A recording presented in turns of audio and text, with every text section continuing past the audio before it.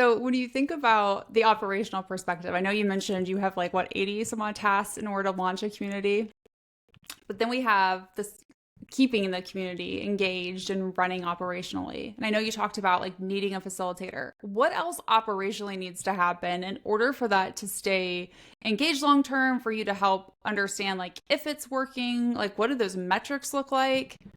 hmm Yeah, I think a lot. This is also kind of, it's not a hot take for anybody in community, but engagement metrics, yes, they're great, but they are kind of vanity metrics because engagement could mean a lot of different things. And almost every platform measures engagement differently. So on Slack, you can see people who have logged in, just logged in and listened if you're on paid. And you can also see who's commented or emojied. Those are different levels of engagement. Sometimes you can't see that. All you know is if someone commented. You don't know that 80% of your membership is actually logging in and consuming. So anyway, mm, I don't know. I think there's a piece that is a piece, but it's a small piece.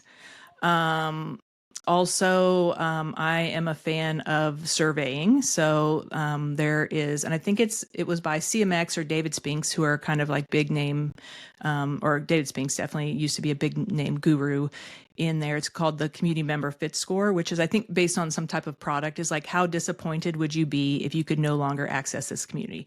Not disappointed to like, I'm crying.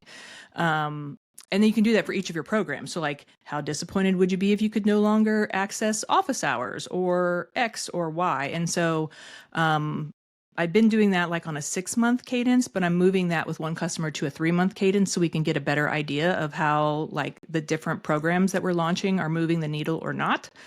Of course, with all surveys, challenges on number of respondents and all of that kinds of things. I mean, obviously, if you're on paid, it's member growth, member retention, churn.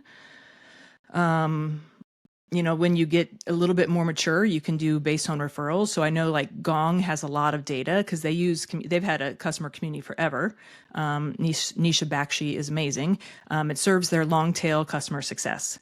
And they have lots of stats about like if you're in the community, you are more likely to renew. You're more likely to expand. You're more likely to XYZ. Like they have tons of data on that.